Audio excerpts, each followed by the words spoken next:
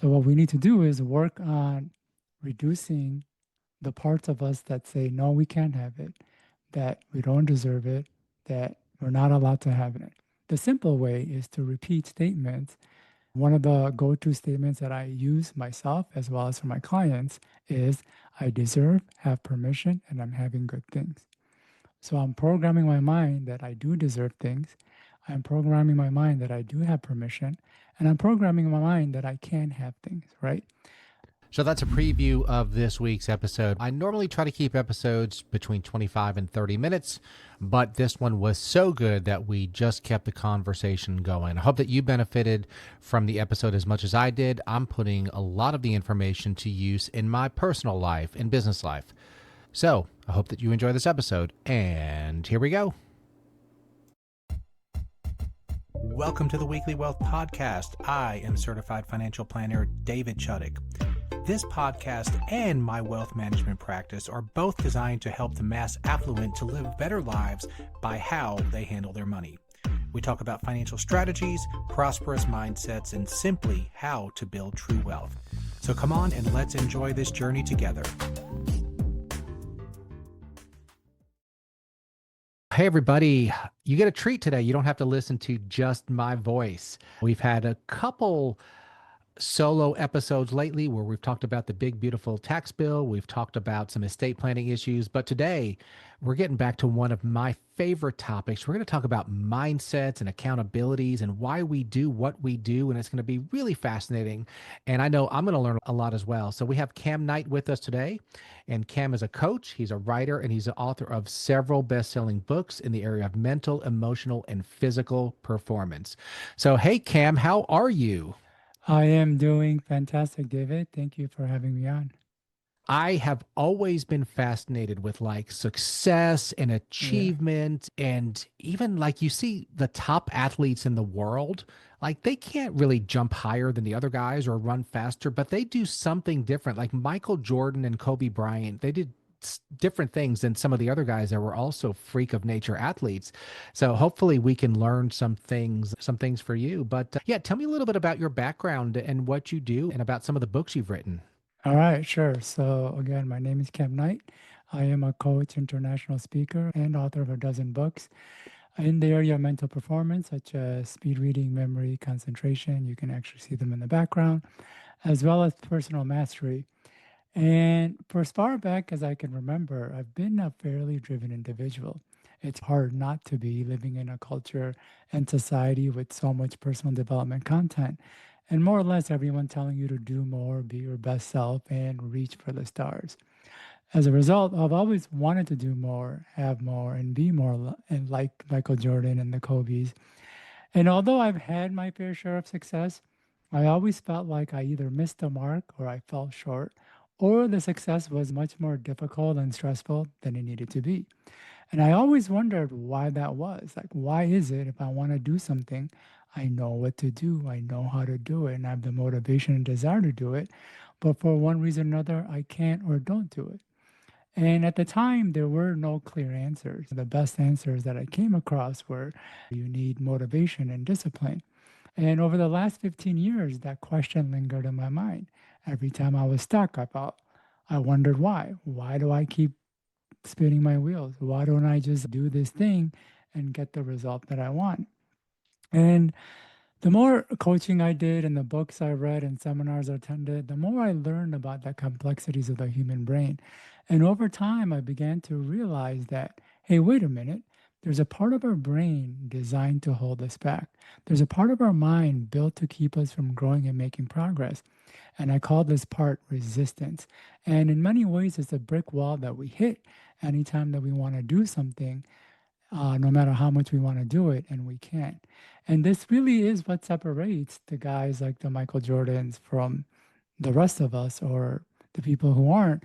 It's not that they have some better or more special abilities. It's just that they don't have this thing I call resistance that they always have to push up against. The more resistance we have, the more effort we have to put in to overcome it. And so the less results that we get. Whereas the guys who are firing on all cylinders, when they don't have to go up against any hurdles or walls, they can do a lot more things and be a lot more effective. That's fascinating. Give me an example of resistance. Maybe just that your average Joe. We're not talking about Michael Yeah. Jordan. We're talking about someone that's your friend, your family, maybe one of my clients. What is resistance? Okay. I think about it as most of us could probably lose a couple pounds, and Yeah. ultimately it's just a formula of eating less, right? But we know we're supposed to eat less, but we Yeah. still snack. We still do what we do. And to me, that's fascinating. Like, why? It's so simple. Just eat less and you'll Yeah. lose weight, but we don't. So talk a little bit about that and Yeah. just some examples of resistance. Okay, great. So to understand resistance, it really helps to understand that the part of the brain that creates wants and desires, it works separately and independent of the part that allows you to act on that desire. So this is really important, so I'm going to repeat it. The part of the brain that creates wants works separately from the part that allows you to act on the want. So you have one part of the brain that's creating wants and desires, and it's creating essentially endless wants. It doesn't check to see if you have the time, resources, or the energy to achieve the want. Now, you have another part that actually gives a green light. Talking about wants and desires, are we talking like goals, or are we talking about even like nature, like staying alive, fight or flight type actions? Yeah, more or less all of it. So we're talking Okay. about it at a basic fundamental level, like survival, more basic needs like food and water, and then to more higher level needs like connection, love, goals, aspiration, all of that. Anything that is a wanting or a need or a desire that we have. Perfect. And then we have the resistance. So it helps to think that anytime a want or desire shows up, it gets evaluated by this part of the brain using a whole host of criteria. And if that desire is not in line with any of the criteria, the brain will prevent action. So imagine sitting in front of a boardroom with a board of directors or a panel of judges. So every decision must go through them. If even one of the members is against the idea, it won't pass. So a couple of the more commonly known reasons or causes of resistance relate to having the right beliefs, the proper habits, or if it goes against your comfort zone. So if there's something we want to do, our brain will say, hey, is this in line with our beliefs? Are our habits in line with this activity? Or is this going to push us out of our comfort zone? Now, these are our commonly known ones, but it goes even deeper than that. One of them includes something like self image. As humans, many of us have created a self image of ourselves as either cool, tech savvy, smart, or that we're this great artist, musician, or have this great story. Though we won't study or put ourselves out there because if things don't go well, we have to face the fact we're not this great self image we created for ourselves. Hmm. So oftentimes, it's much easier to hold on to the self image than to face the possibility of proving it wrong. We created this big image that we can do something better or we can do it faster. But if we deep down we don't think we actually can, our brain will prevent us from doing it because if it doesn't go well, we have to face the fact that we're not this great self image we created. So that's like another reason the brain will stop us. And there's tons of criteria. Everything has to check off before the brain allows us to act. Very fascinating. Yeah. So I've always been an athlete and I was a tennis player. And I remember reading books by Dr. Jim Lair about mental toughness, and he was a leader in the industry. And he described choking. And choking is, for lack of term, when you don't play your best and maybe you Yeah. lose to someone who's not better than you. I never mind Yeah. losing if the other guy's better than me. And there are lots of people better than me. But oftentimes in sports, you lose to somebody who's not as good as you. And he said, and this always fascinated me, that choking is an excuse. So if I lose to Cam, or if it's close and I'm not sure I can beat Cam, subconsciously I'm not going to play my best. And then as I'm Yeah. walking off the court, I just played bad. The sun was out, it was windy, and I could have beat him, but I didn't just because I had a bad day. And then we'll never know if I'm a better tennis player than you or not. Whereas if Yeah. I just played my best and if you still beat me, then I clap my hands and say you did better, but then we know for sure. Yeah. That definition of choking was interesting to me. So there, that choking is a very interesting concept because so I talk about, one part of the brain creates wants And interestingly enough, our own wants can be a hindrance to achieving our wants. And then I talk about resistance. So we want something, and then resistance comes up to stop us.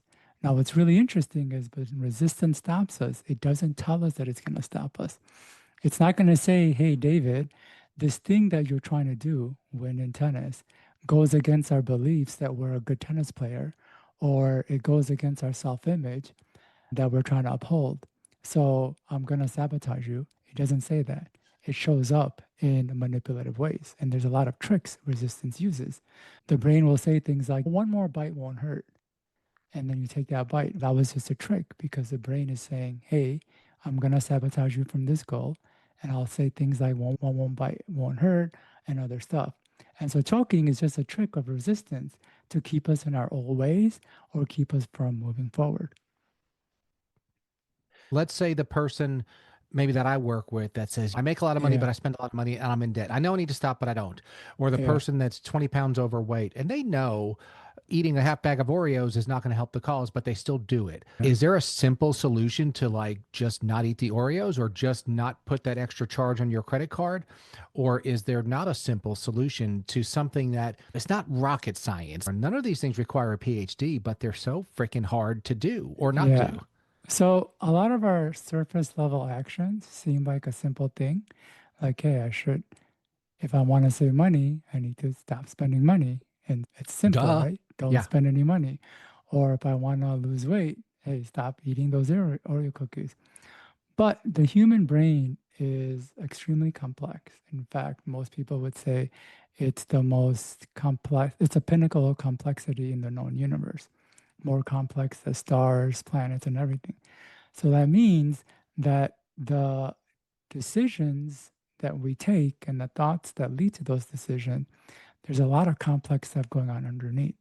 And if we don't understand or work through that stuff, then that simple, seemingly simple decision becomes much harder. And now you talked about the haste at spending money. This relates to our wants. And I've mentioned that our wants can be a challenge to getting them because there are so many aspects of our wants. Like we have a thing called the overactive want. This is where a person creates all sorts of wants and desires all of the time. They see something and they want it. They hear about something and they want it. In fact, they don't have to see or hear anything. Their brain pulls them in all sorts of directions. Before they can start on one thing, their mind is pulling them towards something else to chase.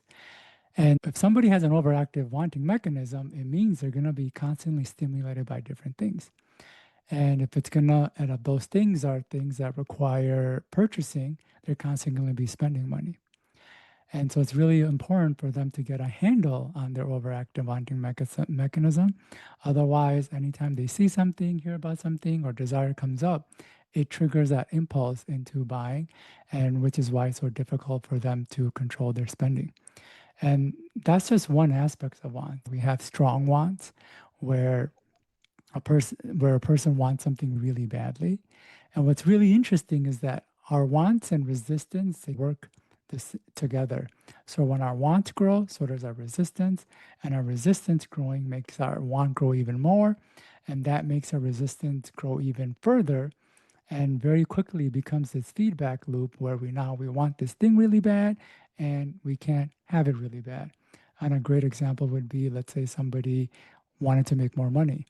That strong desire would trigger equally strong resistance that's going to hold them back. And so now they But want why? this. Why is that? That's fascinating because you would think if I really want to make money, I would have less resistance because I would drive through that and do the things that it takes to make money. But you're saying it's the opposite, which is fascinating to me. It is the opposite, which is why I think a lot of personal development is burning people out because a lot of personal development is focusing on motivation and inspiration, more or less growing people's wants. But in a way, the best way to describe it is using Einstein's theory of relativity. It's the same fabric. In fact, scientists and physicists don't refer to time and space separately, they call it space time. And in many ways, our wants and resistance, it's one and the same. It's the same fabric. So when our wants grows, so does our resistance. And I know many of your listeners, as well as you probably as well, have experienced moments where you wanted something really badly and things weren't moving for you. And as soon as you let it go, things began to fall in place. Is because the want went down, the resistance, and then it became easier to either do the thing or move through it. Now, I know you're wondering, like, but why? Like, when it comes to the mind and the complexities, sometimes I have to tell people, like, I don't make the rules. I just help people work within the rules. And this is one thing that people get really hung up on. And this actually shows up a lot in relationships where a person wants someone really badly, the other person, their guard goes up and it's hard for them to give it to them. Even if the other person likes the first person, they can't because their guard has just gone up and they don't even know why. And this plays out in so many areas, including finances and money and savings. So I want to build my business and I work hard to build my business. To build a business, there are certain things you got to do every day. Meet Yeah. more people, get the word out there, certain things you need to not do every day. I'm being selfish and looking for advice here. Like, how do you make yourself or make the things that need to have happen actually happen? Because there are barriers and then there's this Yeah. resistance that we all run into. If there's something that you know you need to do, how do you Yeah. do it? So this, I'm going to go even deeper and I'm going Okay. to say, yeah, it is oversimplified because I think we all know the answers. It's just that why is it hard for us to implement those answers? But if we can go deeper, this dynamic of wanting something and that quitting resistance can actually happen internally. It's like when we want something and a parent says you can't have it, it makes us want it more, which is one of the challenges parents have with rearing kids is because telling them they can't have things that are bad for them actually makes it want them more and creates conflicts. Now, this process can happen internally where a want or desire can come up.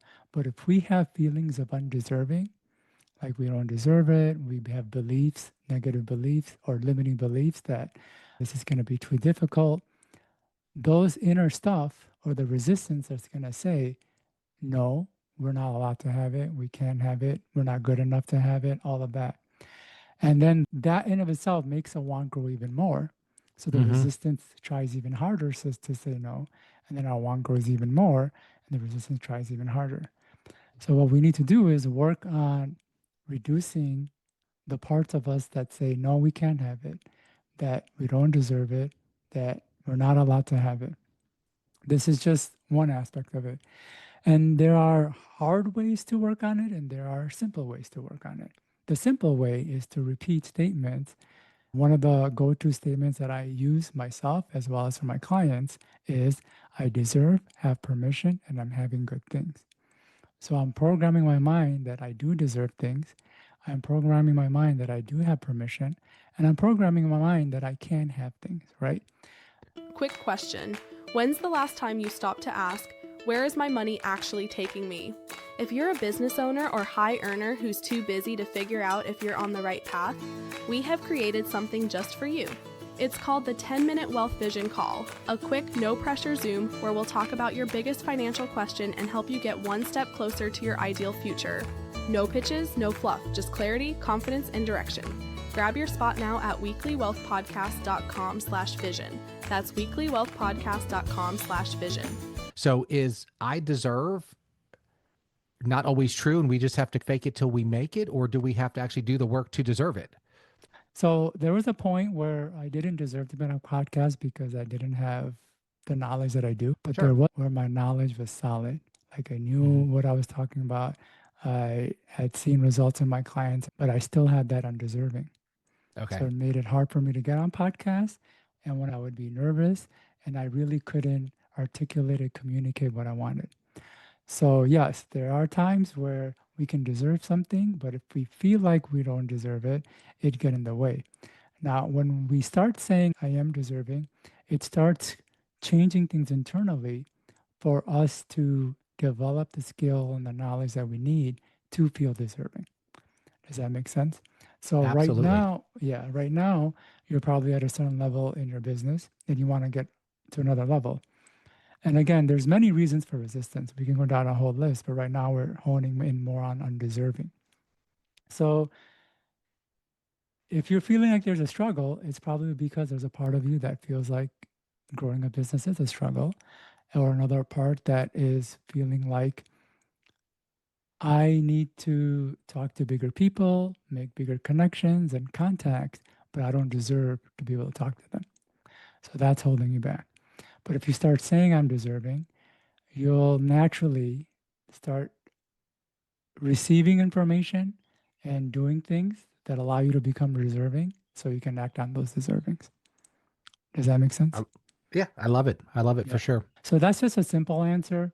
Another something that's a little bit more challenging is a lot of our wants, first of all, has an emotional charge. And the more we want something, the stronger that charge. But our resistance has an emotional charge too. So the feeling of undeserving isn't a statement in your head, I don't deserve. It's actually a feeling of undeserving. And all of our desires filter through that. So we can work on the feeling and reduce the intensity of the charge. And when we do that, there's less undeserving. And so when we do have a want, it filters not as strongly through that, which makes it a lot easier to move forward with things. Like I will say, David, I'm sure, for somebody who's got a podcast, you probably do have a strong work ethic because you did mention start like working on a business and doing things requires all these things. And there's people who are probably doing less than you that are doing better financially. And it's more likely because they don't have this feeling of undeserving holding them back, making it feel like I have to work harder to earn that success. Another thing that I come across as a financial advisor is you'll have two ends of the spectrum with clients. Right. You'll have people, oh, I don't need much because there are starving children in Africa and I don't deserve a nice car. And if I have a house that's too nice, that's almost selfish because I should sell my house and give it to the poor. And then you'll have the other end of if the starving kids in Africa would work harder, they'd have money. So I'm going to have my $5 million house and my jet, and that's okay. Like, what is it okay for us to want as far as material things and levels of wealth? Do you have any feelings of where ambition and greed maybe intersect? Yeah, that's something I actually struggle with on a regular basis. I did a lot more until I started affirming things like I deserve, have permission, and I'm having good things. Because prior to that, I was on that side of being more minimalist, trying not to have so much because there are so many other people in the world. I felt like I was selfish, but I still had my wanting mechanism that wanted all these things, right? It's just that I wasn't allowing myself to have it. And I think it really comes down to the individual. It's how much do you feel that you deserve to have the things that you want, regardless of what's going on in the world. I think there's a middle ground. I think it's possible to have more and then give and be generous and whatever, and then to receive more. So I will say though, I've been in all gambits. The one where you just want everything and you take whatever, it's actually not very fulfilling. Most successful people are dying inside. They're not happy. They think more success, more wealth, and more material is the answer. So they go after it, disregarding the other side. And then they just become more miserable. So it's really going back to, it goes down to what's going on for you internally and how you respond to things. So if you can have more without feeling guilty, then go for it. But if you feel like having more makes you feel guilty, then you're going to need to do things, not feel as guilty. Do charity, go out and volunteer, and things like that. And if you're a person who actually just naturally wants to do that, do more of it, and you'll feel more deserving of the good things. I know it's a long-winded question, but hopefully that helps. One thing for me is growing up, there was not much money in my family. I think our attitudes about money are really shaped by our childhood. But I got to a certain point where it's, you know what? Some of the good that I can do for the world is to become successful because that Yeah. shows people that, you can work your way out. You can do hard things and have some level of success. So that is to me more important than actual dollars. We all want to have certain financial goals. I'd like to have X amount of dollars in an account, but ultimately, really the reason you want the dollars in the account is for what they can do for you. And part of what they can do is tell other people that maybe didn't come from financial wealth that you can do it. You can do hard Yeah. things, you can develop skills, and you can be successful. So I think there's a layer of reasons always on why we do things. And if we Yeah. figure out the right formula, we can make it happen the right way. One thing I've realized is that most everything that we're doing is for personal reasons. I don't want to say Mhm. selfish. It's for ourselves. Even when we are being kind and generous, there's a lot of Oh, self-interest it feels there. good. Yeah. To me, it feels good to be nice to people. Yeah, it feels good. So Mhm. it makes us feel good. So other people think it changes how people perceive of us. They perceive of us more positively. And so that's a personal benefit as well. And there are other benefits that come from that. And so I never try to hide the fact that whatever I'm doing for personal reasons, even though our brain is really good at convincing us that, oh, we're so kind and we're so generous and we're so conscious of others. And we think, I'm sure there's elements of it, but I don't let Mhm. those elements make me lose sight of the real reasons. And now I have developed a technique that helps people go inward and overcome severe trauma, PTSD, and bad breakup.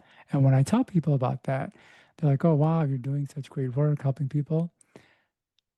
Verbally say, but in my mind, I do have to disconnect that praise with, hey, yes, I am doing that, but there is also some self interest there. And I think it's really important that people don't lose sight of that self interest. Right? It's okay for me to be kind to you because Yes. I feel good when I'm kind. That's a good thing. Just don't lose yourself in thinking that you're this great person and that there's no self interest because we have a lot of that going on. And I think a lot of the challenge we're experiencing right now as a society is because the mind has an amazing way of making ourselves seem better than we really are. In fact, Alex Carmozy has a quote that I love, which I actually regularly read, is that some of the worst people think they're good. And that feeling of that we're good can make us do a lot of bad things without realizing what we're actually doing. Yeah. What I always have thought, and this may be overly simplified, but I think all human beings do what we perceive to be in our best interest at the time. So even like Yeah, a crack addict, like I'm sure doing crack feels good. That's why you do it yeah. at the time because it's your perceived best interest. And maybe there's some trick in changing what's perceived to be in our best interest. I don't know. I think it is. And I think it's realizing that we're doing most everything and the decisions we're making is for our best interest. And if we can acknowledge it, we can be more aware of the choices we're making and seeing, hey, because a lot of times when we're doing something, we actually think we're doing it for the greater good or for someone else. But if we can always come down to, hey, I'm doing this because of my self interest and it may be hurting others, and we can come to that realization over time, we can start doing things that are not going to be so destructive to others Hmm. and could be not just positive for ourselves, but also others. Just giving everything. And I think it really just starts with knowing that everything we're doing, there's self interest involved. And for each individual, knowing what to the extent that they're willing to accept things just from themselves. All right, let me get practical here. And maybe I'm the only one that's listening to the podcast or anybody that has had like maybe a to-do list item that Yeah. you just don't want to do. Like just some client you need to call back and you just maybe don't like the client or you don't have the best news to give them and you literally just freaking dread it all day and you don't Yeah. call them and then you call them at 4:58 p.m. and you're like, please let me get voicemail. And then you talk to them and they're like, okay, cool. And the call didn't go bad at all, but it Yeah. literally ruined your whole day. Is that me Yeah. being lazy? Is that me being undisciplined? What is that? Because I think we all put things off that we don't want to do. And if I would have just done it at 9 o'clock, the whole day would have been better. Even with somebody who understands resistance, that does come up for me. So that answer requires like a couple levels of explanation. So first, when people talk about procrastination and sabotage, the word laziness comes up a lot. Hmm. And our laziness isn't the reason why we do stuff. We don't do stuff. Our laziness is a response to something going on internally that's holding us back from doing the things that we need to. So that's a very important thing that I want people to understand. Like laziness isn't because you don't have motivation or you don't have what it takes. It's because something inside of you is holding you back from doing that thing. So when we have resistance, it shows up as laziness. The second thing is I talked about the concept of tricks of resistance. When our brain doesn't want us to do something, it's not going to tell us that it's not having us do something. It's going to use tricks. And there's all sorts of tricks. And one of the tricks is by making something seem more overwhelming and difficult than it really is. And why is that a trick, or why does it work so well? Because when something feels much bigger than it is, we don't want to do it and we avoid it. So when we are feeling like, hey, I know I need to be doing this and I know I'm procrastinating, it means that so to acknowledge that, okay, we're in resistance, and why is that resistance there? And to realize that, hey, it's just making things much bigger than it really needs to. So this is logically working through it. Though to really work through it in a way where it doesn't even come up anymore, you got to do the inner work. You got to work on those things that we've talked about, like the undeserving, but it goes deeper, like things like shame and all of that stuff. But I do have self-talk statements that I use to work around it. And there are 3 self-talk statements that essentially are defaults that I give to clients and people that not only help people take more action, but feel more deserving to take action. And it does help people generate more money. Would you like to hear those? I was about to say, I'll pay you for these. Yeah. And I tell you, the people who repeat these statements and do it on a regular basis, they're 3 simple statements and they have a huge shift in their life. In fact, I want to actually read a comment from one of my clients who I gave the statements to. And I asked her how the self-talk was going, and this was her response. So I'm reading a text message. I was doing an out-of-town job and was gone all last week. If it weren't for the affirmations, I don't think I would have had the courage to take in such a monumental undertaking, but I did, and I killed it. So that's what these statements can do. So the Perfect. first statement is, I'm a do-it-now person. I easily do things now. I easily accomplish my goals right away. The first phrase, I'm a do-it-now person, is creating an identity of a person who does things now. So identity is another piece of resistance. If we try to do something and our brain says this is not in line with our identity, it will prevent us from doing it. So if we can create an identity that we're doing now person, we start taking more action. The second phrase is, I easily do things now. So it is possible to do things, but a lot of times the action can be difficult and a strain. With this statement, a lot of their actions will be a lot more effortless. And then the third statement, I easily accomplish my goals right away, is that it's possible to do a lot of things, but be spinning ourselves in circles. So if a person repeats, I'm a do it now person, I easily do things now, I easily accomplish my goals right away, they'll find themselves taking more action. Now, the second statement is, I deserve, have permission, and I'm having good things. Again, it hits on one of the core issues, which is deserving. Another core issue is permission, because since we were a kid, we had been conditioned to receive permission to do things. Like, we can't do things now, we can't buy this now, whatever. So as we develop more permission, it's more easier to get ourselves to have the things we want. And the last part of having good things, it's the action of having it. The last statement is the killer statement. It's, avalanches of money are flowing to me. Money is flowing to me in avalanches of abundance. You repeat those 3 statements on a regular basis, do it every morning while driving, cooking, cleaning, whatever. I promise you it will have huge shifts. So I think a lot of people legitimately actively say the opposite of that. Oh, nothing good ever happens to me. Every once in a while, I'll do a no carb challenge for a month. Like, where I tell the people I'm not eating any bread, any potatoes for a month. And people say, I could never not eat bread for a month. And I'm like, yeah, you could. You might not want to, but after 2 days, you forget. So I think people literally say those exact statements in reverse. And that's why they are poor or they don't have the results. It's because what we tell ourselves is true. If I tell myself I can't, that's true. And what I'm saying isn't anything new. Before, I use the word self-talk. A lot of people use it as affirmations. And one of the first books that talked about this concept was written over 100 years ago, Think and Grow Rich by Hill, calls it as auto-suggestions. It's the words that you repeat create the action. And so if you say, I can never do that, over time that seeps into it. In fact, Yep. sometimes very quickly. And I would challenge the people listening here, when you have those words or statements come up or wanting to come up, where you hear somebody saying they're going to do something, or you see someone doing something pretty cool, and you have that impulse of, I could never do that, just say, now, what's interesting is that our unconscious doesn't change overnight. Otherwise, it would be easy to become Abe Lincoln one day and Elon Musk another. It takes a little bit of time to change what's going on internally.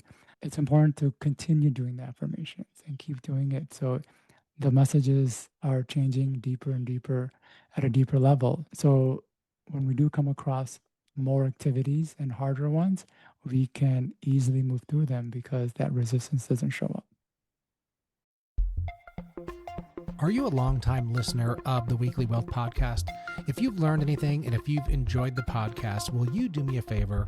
Will you tell a few of your friends, your families, your colleagues, or your coworkers about the show? I believe that how we handle our money should positively impact our lives and the lives of those around us, and I hope that this podcast can be a small piece of that puzzle for all of our listeners. Beautiful. We're talking a lot longer than we normally do, and I hope that our audience is still with us. How do you work with clients individually or in groups? I know you've written a bunch of books, but how do you work with people and help them? And also, if anybody wanted to connect with you or learn anything more about you, how would they do that? There's several ways people can work with me at different price points. So I have over a dozen books in the area of mental, emotional, and physical performance. And they can just go to camknight.com to check out those books. A lot of great information. I do have an online course called Conquer Internal Resistance, which goes really deep into this topic. But I do have a free gift for your listeners. If they text the word FLOW to 26786, they'll get an awesome guide from me on 5 ways to end procrastination and sabotage. And it's not just like a surface level guide. It goes deep into the tricks our brain plays on us to keep us from moving forward. And what's crazy about the tricks the brain uses is that you wouldn't think of them as tricks, which is why they work so well and why we so easily fall for them. For example, that trick of overwhelm, you wouldn't think that's like the brain's way of stopping us from moving forward. It just seems like we chose to be overwhelmed, but it's not. And there's all these other stuff, and they can get that from that guide by texting the word FLOW to 26786. I love it. If we can learn how to have our mind work for us as opposed to against us, I think that's one of the keys to life. We all know that person that's always overwhelmed. If you're always anything, you're either causing it or not preventing it. And if a course and a book can help you to really learn why you're causing it or why you're not preventing it, then life can be incredible moving forward. So this is fascinating stuff. I'm taking notes as fast as I can. I'm going to put a lot of this to work in my life and with my team. But we are the Weekly Wealth Podcast. So we talk about the mindsets, tactics, and the strategies that can help you build and maintain wealth. So Cam Knight, I would be very interested. What is your definition of wealth? What does wealth mean to you and to the people in your life that you love and care about? So my definition of wealth has evolved as I have evolved in my journey. Growing up, unfortunately, I was raised on television. So my definition that I picked up was lots of money, nice cars, a lot of material stuff and things like, because that's what was shown and that's what I noticed people responding to. As I gained those things, I realized it didn't create or trigger the feelings that I thought it would. It actually left me a lot more empty. I really went full circle to the other side and became a minimalist. I found the less things I own, the less things I have, the better I felt, the more clear my mind was, and things of that nature. So that was great. But then at a certain point, I wanted to make more of an impact, do more things that could be more helpful to a lot more people. And it wasn't easy because I didn't have the habits for it. In fact, it was a struggle. So that wasn't wealth or happiness. But once I got into that, I was able to enjoy that wealth I had. And then I realized that it's not so much what you have or what you're doing, but how much you enjoy life and how Mm-hmm. much you are liking life. And now I do activities like mountain climbing and social dancing, such as salsa and bachata. I do yoga. I do my work that I do now. And I'm at a point where like I actually enjoy my life. Like I wake up, it's wow. And I get to help people and I'm doing things that release a lot of positive feelings in my body. And so I think wealth really comes down to how much you actually enjoy your life. Love it. You need some money to enjoy life, but it's not only about how much money you have in the bank and investment accounts. Yeah. So I love it. Really appreciate your advice. And I think we're going to change some lives here. And I think we're really going to help people and would love to find other ways for you and I to stay in touch and to help each other out and to help out the audience. Yeah. Yeah. So until next episode, we wish everybody a blessed week. Thanks, Cam. Thank you very much, David. It was fantastic. Investment advice offered through Parallel Financial, an SEC registered investment advisor, able to conduct advisory business in states where it is registered or exempt or excluded from registration. Contents contained herein are for informational purposes only and should not be construed as an offer or solicitation for investment advice or for the purchase or sale of any security, insurance, or other investment product.